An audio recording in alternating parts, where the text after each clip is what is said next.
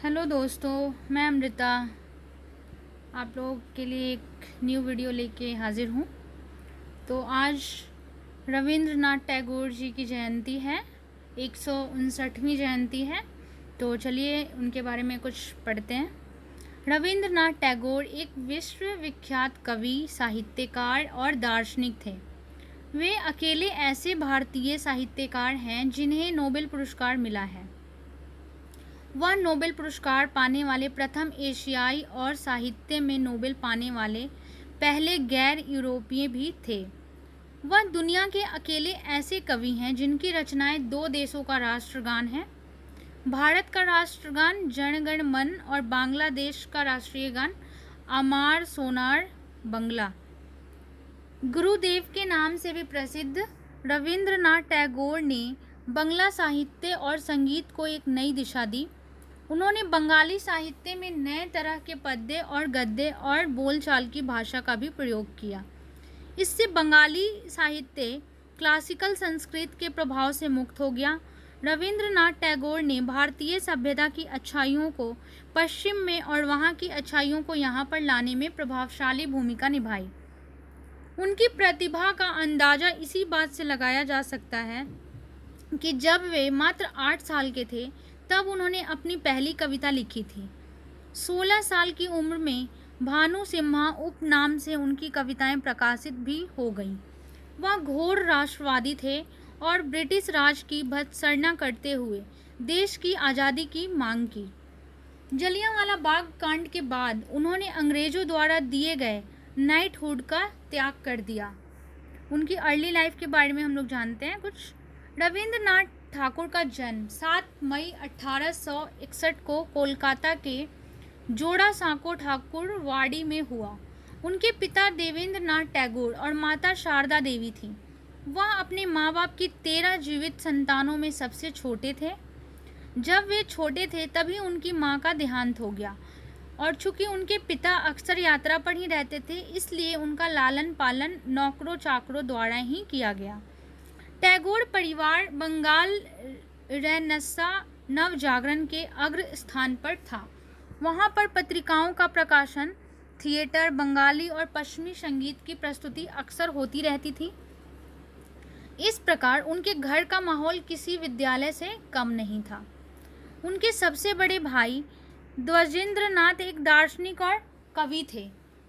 उनके एक दूसरे भाई सत्येंद्रनाथ टैगोर इंडियन सिविल सेवा में शामिल होने वाले पहले भारतीय थे।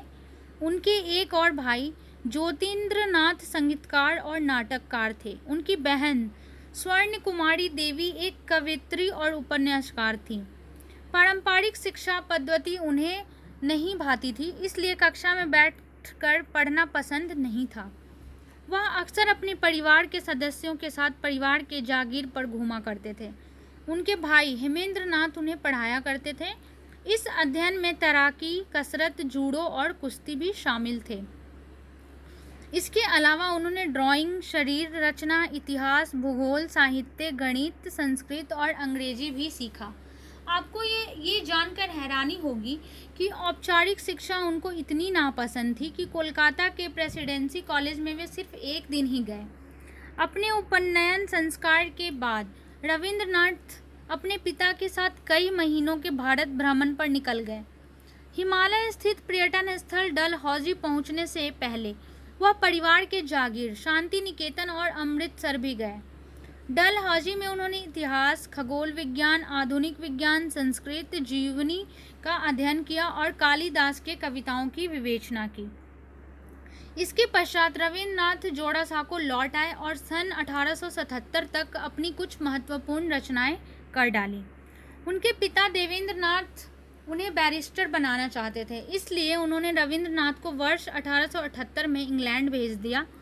उन्होंने यूनिवर्सिटी कॉलेज लंदन में लॉ की पढ़ाई के लिए दाखिला लिया, पर कुछ समय बाद उन्होंने पढ़ाई छोड़ दी और शेक्सपियर और कुछ दूसरे साहित्यकारों की रचनाओं का स्व अध्ययन किया।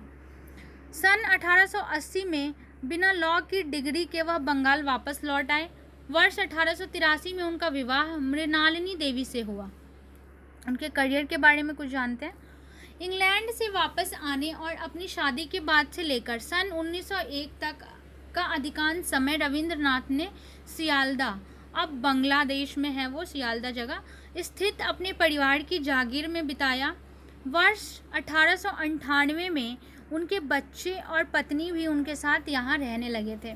उन्होंने दूर तक फैले अपने जागीर में बहुत भ्रमण किया और ग्रामीण और गरीब लोगों के जीवन को बहुत करीबी से देखा। वर्ष 1891 से लेकर 1895 तक उन्होंने ग्रामीण बंगाल के पृष्ठभूमि पर आधारित कई लघु कथाएं लिखी। वर्ष 1901 में रविंद्रनाथ शांति निकेतन चले गए। वह यहाँ एक आश्रम स्थापित करना चाहते थे। यहाँ पर उन्होंने एक स्कूल, पुस्तकालय और पूजा स्थल का निर्माण किया। उन्होंने यहाँ पर बहुत सारे पेड़ लगाए और एक सुंदर बगीचा भी बनाया। यहीं पर उनकी पत्नी और 2 बच्चों की मौत भी हुई। उनके पिता भी सन 1905 में चल बसे। इस समय तक उनको अपनी विरासत से मिली संपत्ति से मासिक आमदनी भी होने लगी थी। कुछ आमदनी उनके साहित्य की रॉयल्टी से भी होने लगी थी। 14 नवंबर 1913 को रविंद्रनाथ टैगोर को साहित्य का नोबेल पुरस्कार मिला। नोबेल पुरस्कार देने वाली संस्था स्वीडिश अकेडमी ने उनके कुछ कार्यों के अनुवाद और गीतांजलि के आधार पर उन्हें यह पुरस्कार देने का निर्णय लिया था। अंग्रेजी सरकार ने उन्हें वर्ष 1915 में नाइटहुड प्रदान किया, जिसे रविंद्रनाथ ने 1919 के जलियांवाला बाग हत्याकांड के बाद छोड़ दिया। सन 1921 में उन्होंने कृषि अर्थशास्त्री लियोनार्डो एमहर्स्ट के साथ मिलकर उन्होंने अपने आश्रम के पास ही ग्रामीण पुनर्निर्माण संस्थान की स्थापना की। बाद में इसका नाम बदलकर श्री निकेतन कर दिया गया। अपने जीवन के अंतिम दशक में टैगोर सामाजिक तौर पर बहुत सक्रिय रहे। इस दौरान उन्होंने लगभग 15 गद्य और पद्य कोश लिखे। उन्होंने इस दौरान लिखे गए साहित्य के माध्यम से मानव जीवन के कई पहलुओं को छुआ। इस दौरान उन्होंने विज्ञान से संबंधित लेख भी किए। Last moments of life. उन्होंने अपने जीवन के अंतिम 4 साल पीड़ा और बीमारी में बिताए। वर्ष 1937 के अंत में वे अचेत हो गए और बहुत समय तक इसी अवस्था में रहे। लगभग 3 साल बाद एक बार फिर ऐसा ही हुआ। इस दौरान वह जब कभी भी ठीक होते हो तो कविताएं लिखते। इस दौरान लिखी गई कविताएं उनकी बेहतरीन कविताओं में से एक है। लंबी बीमारी के बाद 7 अगस्त 1941 को उन्होंने इस दुनिया को अलविदा कह दिया। जर्नी। सन 1878 से लेकर सन 1932 तक उन्होंने 30 देशों की यात्रा की। उनकी यात्राओं का मुख्य मकसद अपनी साहित्यिक रचनाओं को उन लोगों तक पहुंचाना था जो बंगाली भाषा नहीं समझते थे। प्रसिद्ध अंग्रेजी कवि विलियम बटलर ईट्स ने गीतांजलि के अंग्रेजी अनुवाद का प्रस्तावना लिखा। उनकी अंतिम विदेश यात्रा सन 1932 में सिलोन, अब श्रीलंका में है, जो थी सिलोन की थी। लिटरेचर। अधिकतर लोग उनको एक कवि के रूप में ही जानते हैं, परंतु वास्तव में ऐसा नहीं था। कविताओं के साथ साथ उन्होंने उपन्यास, लेख, लघु कहानियाँ, यात्रा वृत्तांत, ड्रामा और हजारों गीत भी लिखे। Music and arts. एक महान कवि और साहित्यकार के साथ साथ गुरु रविंद्रनाथ टैगोर एक उत्कृष्ट संगीतकार और पेंटर भी थे। उन्होंने लगभग 2230 गीत लिखे हैं। इन गीतों को रविंद्र संगीत कहा जाता है। रविंद्र संगीत कहा जाता है। यह बंगाली संस्कृति का अभिन्न अंग है।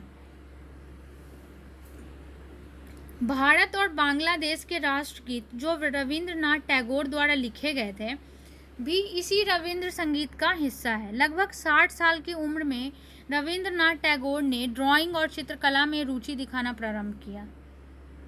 60 साल की उम्र में उन्होंने अपनी कला में विभिन्न देशों के शैली को समाहित किया। Political career. उनके राजनैतिक विचार बहुत जटिल थे। उन्होंने यूरोप के उपनिवेशवाद की आलोचना की और भारतीय राष्ट्रवाद का समर्थन किया। इसके साथ साथ उन्होंने स्वदेशी आंदोलन की आलोचना की और कहा कि हमें आम जनता के बौद्धिक विकास पर ध्यान देना चाहिए। इस प्रकार हम स्वतंत्रता का मार्ग प्रशस्त कर सकते हैं। भारतीय स्वतंत्रता आंदोलन के समर्थन में उन्होंने कई गीत लिखे। सन 1919 के जलियांवाला बाग नरसंहार के बाद उन्होंने अंग्रेजों द्वारा दी गई नाइटहुड का त्याग कर दिया।